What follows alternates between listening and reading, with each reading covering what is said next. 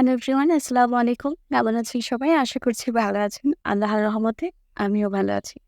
ঘুম থেকে উঠেই চলছিল স্কুলের জন্য প্রস্তুতি।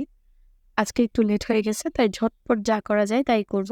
কালকে কাপড় ধুয়ে রেখেছিলাম, আজকে ইস্ত্রি করে না দিলে স্কুল ড্রেসগুলো কেমন যেন কুঁচকে থাকে। তো ঘুম থেকে উঠে মা ছেলে ৩ জন ব্রাশ করে ফ্রেশ হয়ে নিলাম। তারপর মা আজকে স্কুল ড্রেস পরিয়ে আমি চলে যাব নাস্তা বানাতে। ওকে স্কুল ড্রেস পরতে দিলে হয় কি, ও প্যান্ট পরতে পারে, শার্ট পরতে পারে না। তো শার্টের বোতাম লাগাতে পারে না। যখনই দেখে আমি দেখছি বা ভিডিও করছি তখন খুব হাসছিল আর লজ্জা পাচ্ছিল। এরপর চলে আসলাম আমি নাস্তা বানাতে। আজকে নাস্তায় ছিল ব্রেড দিয়ে নিউট্রেলা। ওই যে বললাম ঝটপট রেডিমেড যা করা যায় তাই করব।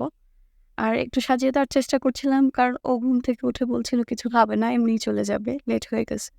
আর ওরা সকালবেলা এমনিতেও কিছু খেতে পারে না। ওরা বলতে ওর ভাইয়ারা সবাই নাকি এরকম যে সকালবেলা উঠে ওরা খেতে চায় না, বা সকাল সকাল কিছু খেলে ওদের বমি চলে আসে। এর জন্য একটু সাজিয়ে দিচ্ছিলাম যাতে করে আর বায়নাটা না করে যে খাবো না, একটু হলেও কিছু খায়। এরপর আমি ওকে খাইয়ে আমি আবার নাস্তা বানাবো। আর নাস্তা বানানোর সময় আমার ছোট জন আমাকে অনেক জ্বালাচ্ছিল। যাই হোক, কোনো রকম নাস্তা বানালাম। আর আজকের টাইটেলটা দেখে নিশ্চয়ই বুঝতে পারছেন আজকে কোন টপিক নিয়ে কথা বলবো। তো সেই প্রসঙ্গে আমি আসছি একটু পরে। এরপর আমি আমার নাস্তা করে নিলাম। আজকে এত বেশি তাড়াহুড়ো ছিল যে আমার মনে হচ্ছিল আমি যদি পারতাম আমার মুখে ১ চামচ চিনি, ১ চামচ কফি দিয়ে দুধ ঢেলে গিলে নিতাম। যাই হোক, এই যে আমার রুটির অবস্থা হচ্ছে এরকম যে আমার সাইড কাটার সময় নেই। কোনো রকমে খাবো। এরপর আরেকটু তাড়াহুড়োর জন্য কফিতে চুবিয়ে খেলাম যাতে আরেকটু তাড়াহুড়ো হয়। এরপর আমি আমার নাস্তা শেষে ছোটটাকে দুধ খাইয়ে আর ওকে খাওয়ানোর পর ওকে রেডি করলাম। ওকে রেডি করার পর ওকে দেখছি ও ভীষণ খুশি, কেন জানি না।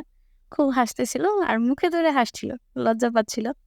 এরপর আমরা স্কুলের জন্য রওনা হলাম। এটা ছিল একটা গ্রামের ভেতর দিয়ে রাস্তা। ওর স্কুলে গ্রামের ভেতর দিয়েও যাওয়া যায়, আবার গাড়ি রাস্তা দিয়েও যাওয়া যায়।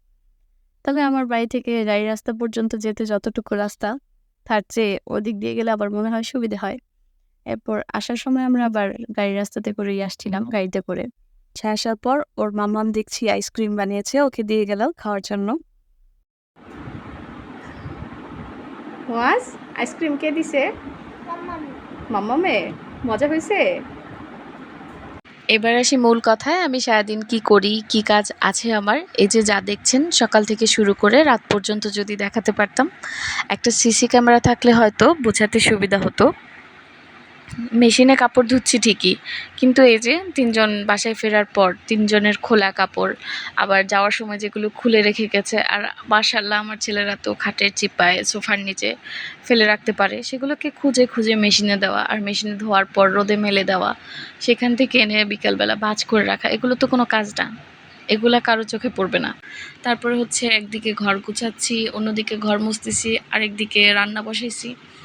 এই তো এরকম করতে করতে যায়। আর আজকে রান্না করেছিলাম শাক দিয়ে চিংড়ি মাছ। আর শাক, আমার যোগ্যতায় আমি শাক রান্না করে খাইতে পারি না। ভাবিরা, মানে শাক যেদিন রান্না করব এর আগের দিন বিকালবেলা ভাবিদের কাছে নিয়ে গেলে ভাগ্য করে জাল পেয়েছি, মানে আমার জায়েরা, ওনারা সবাই আমি শাক রান্না করলে কেটে কুটে দেয়, যার কারণে আমি শাক রান্না করে খেতে পারি। গোসল করানো, নিজে গোসল করা, ওদের খাওয়ানো, নিজে খাওয়া, ওদের খাওয়ানো এতটাও সহজ না যতটা সহজে আমি বললাম। ওদের একজনকে খাওয়াতেই সময় লেগে যায় ১ ঘন্টা।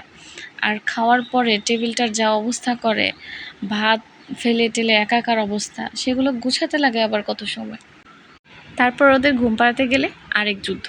ওরা ঘুমায় না, ওদের ঘুম পাড়াতে পাড়াতে আমি ঘুমিয়ে যাই, ওরা একসময় বাহিরে গিয়ে হাঁটাহাঁটি করে, আবার ধরে এনে ঘুম পাড়ায়। এরপর এত কিছুর পর বিকালে একটু স্বস্তি পাই। বিকালে যখন সবাই একসাথে বাহিরে বের হই, তখন ওরা বাহিরে গেলে ভাইয়াদের সাথে খেলা করে, আমাকে তখন একটু জ্বালায় না। তখন অবশ্য আমাকে চিনেই না, আমার কাছে আসে না, তখন ওরা ভাইয়াদের সাথেই খেলা করে। আজকে ছিল আমাদের কাঁঠাল অভিযান। আমরা মসজিদের কাছের কাঁঠাল পাড়তে গিয়েছিলাম, আমাদের গাছের।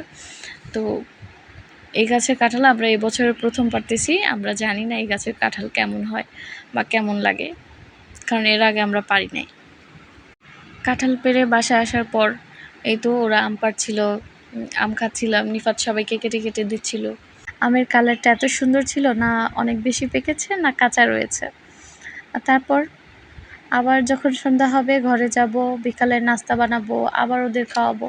মানে একজন মায়ের ডিউটির কোনো শেষ হয় না, কোনো ছুটি হয় না। আবার সেই ডিউটির কোনো বেতনও হয় না। এটাই বাস্তবতা।